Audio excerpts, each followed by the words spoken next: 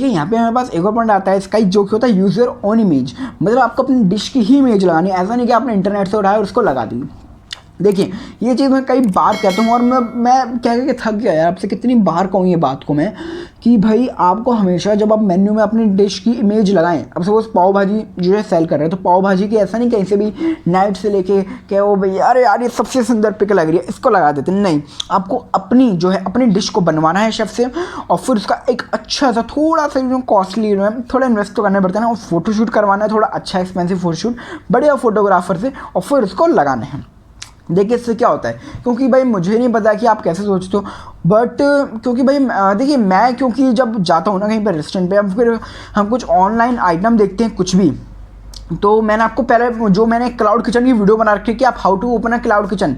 In India in 2025 with the most easily way, जी हाँ, है ना, तो मैंने बना रखी, उसमें मैंने आपको बताया कि आप भाई अपने क्लाउड किचन को कैसे स्टार्ट कर सकते हो, और उसमें आप जब मेन्यू क्रिएट करोगे तो उसमें क्या क्या चीज़ें आपको भाई अच्छी एड ऑन करनी चाहिए। तो यही चीज़ मैं आपको यहाँ पे बता रहा हूँ, जो मैं उसमें बोला था ये चीज़ कि भाई आप कोई भी इमेज डालें तो आपको वो अपनी उसकी ही इमेज डालनी, आपकी इमेज बना के फोटोग्राफ करवा के, क्योंकि क्या होता है देखिए हम मंगाते हैं, सपोज भाई आप ही हैं, चलो मैं आपको एग्जांपल देता हूँ, वही एग्जांपल जो मैंने उस वीडियो में दिया था यहीं पे भी मैं वही दे देता हूँ। सपोज आपको खाना है पाव भाजी, ठीक है, अब भाई उसने पिक लगा दी नेट से उठा के, ठीक है, उसमें बढ़िया एकदम पाव सके हुए, इनके अंदर फीलिंग भी ऐसे होते हैं ना, एकदम मुंबई में देते हैं तवा पाव, उसमें बढ़िया से एकदम प्याज टमाटर की ग्रेवी बना के उसमें लपेट के, और साथ में लाल लाल एकदम फुल लाल भाजी, उसके ऊपर ढेर सारा बटर, ठीक है। अब आपने मंगाई और उसमें निकला भाजी ना रंग लाल, उसका पीला तो रंग येलो, है ना, और ऊपर से जो पाव है वह ऐसे ही दे दिए सेक के, तो आप कहोगे यार ये क्या यार, उसने मतलब दिया तो फोटो तो ऐसे लगा रखी है और दिया ऐसे है। बहुत ज़्यादा गलत चीज़ जो है, मैं मानता हूँ इस चीज़ को, अपनी ये जो हमारी बिजनेस मॉडल की लाइन है, रेस्टोरेंट की लाइन है, ठीक है, बहुत ज़्यादा गलत चीज़ मैं मानता हूँ कि आप भाई पिक कुछ और लगा रहे हो और आप देख कुछ और रहे हो, बहुत ज़्यादा गलत चीज़ होती है। आप कस्टमर को डिसअपॉइंट कर रहे हो ऐसा इस चीज़ से, ठीक है, आप अपने कस्टमर को रिटर्न भेज रहे हो, आप उसको वापस कर रहे हो कि वो एक बार के बाद आए ही नहीं आपके पास। भाई मैं तो ऐसे ही करता हूँ, भाई नहीं पसंद आया, भाई उसने पिक में कुछ और लगा रखा, चलो आपने उससे भी अच्छा दिया तो बहुत अच्छी बात है, लेकिन आप पिक इतनी अच्छी लगा रहे हो, आपका डिश इतनी अच्छी नहीं है, तो भाई किस बात का, भाई हम तो कहेंगे मैं नहीं मंगाना, भाई उसने पिक ऐसी लगा रखी, मैं तो उसने मंगाया ऐसे ही दे रहा है वो, क्योंकि मेरे साथ होता है ऐसा कई बार। भाई मैं अभी कल ही कुछ खा रहा था, कोई कुछ हमने मंगाया, तो भाई उसने पिक में कुछ और था और रियलिटी में कुछ और, तो मैंने कहा भाई इससे नहीं मंगाना कुछ भी, एक ही चीज़ मंगाई,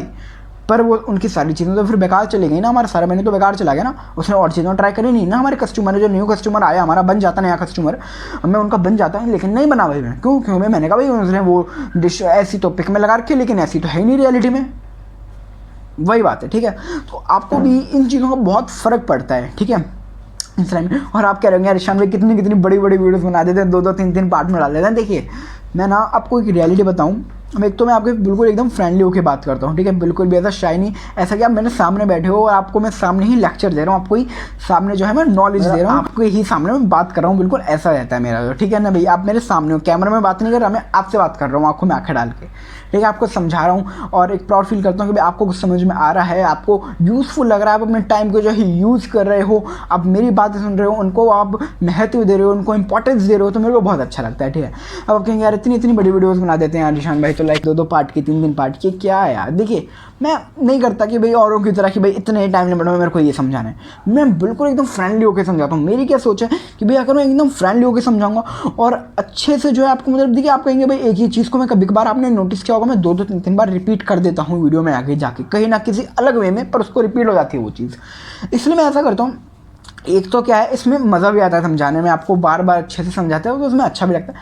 और जो मेन रीज़न है देखिए, जब ये कंटेंट जो है एजुकेशन कंटेंट है, नॉलेज का कंटेंट है, तो जब आप सुनते हैं ना बार बार उसी चीज़ को, तो आपके दिमाग में और क्रिस्टल क्लियर होती है वो चीज़। जैसे कि सपोज मैं कोई स्टडी की वीडियो देख रहा हूँ, ठीक है, मैं कुछ पैराग्राफ है उसको समझ रहा हूँ, मैं पहली बार में नहीं समझ में आया, मेरे को 20% आया, फिर मैं उसको 4 बार 5 बार और देखूँ, जब मेरे को 100% आएगा, अगर मैं उसी वीडियो को सिंपल ही लॉन्ग करके थोड़ा सा उसको अलग अलग वे में समझाता हूँ, जिसमें आपको मज़ा भी आएगा, ऐसा नहीं है कि मैं बोर कर दूँगा, मज़ा भी आएगा उस चीज़ में, ठीक है।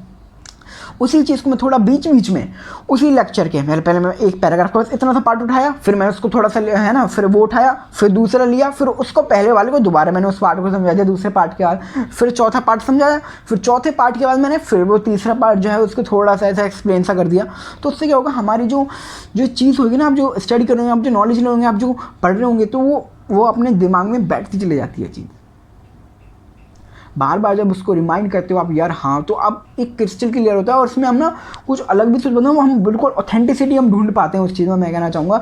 कि भाई हम जो समझाना चाहते हैं ना सामने वाला पर्सन, क्योंकि वीडियो में भाई हम घुस के तो नहीं समझा सकते आपको। आप कुछ सवाल पूछोगे, आपके दिमाग में सवाल होगा, हम घुस के नहीं बता देंगे। लेकिन यहाँ पे इससे क्या होगा कि आपकी और चीज़ क्रिस्टल क्लियर होनी चाहिए कि भाई सामने वाला बंदा कहना क्या चाहता है, ठीक है, कहना क्या चाहते हैं वो आपकी चीज़ में दिमाग में क्रिस्टल क्लियर हो जाता है। चलिए बाकी अपनी वीडियो पे चलते हैं। दोबारा मैं कहाँ से कहाँ पहुँच गया ना जाने, है ना, इसलिए मैं थोड़ा लॉन्ग पार्ट्स में वीडियो चाहते हैं। लेकिन मैं आपको जब तक नहीं छोड़ता, जब तक वो आपको टॉपिक क्लियर नहीं हो जाता, एकदम सभी चीज़ें मैं जो है क्लियर करके आपको बताता हूँ। बेशक मैं अपनी स्क्रिप्ट जो है इतनी सी बनाता हूँ, लेकिन उसको मैं वीडियो बनाते इतनी सारी उसमें एड ऑन कर देता हूँ उन चीज़ें। पॉइंट आता है हमारा, वो आता है change your menu in 3 to 4 months। मतलब आप कुछ ना कुछ अपने मेन्यू में जो लीस्ट सेलिंग आइटम उनको हटा दो और जो मोस्ट सेलिंग आइटम है उनको बढ़ा दो, या फिर उन जैसा ही कुछ एक नई चीज़ और चीज़ें ऐड ऑन करो,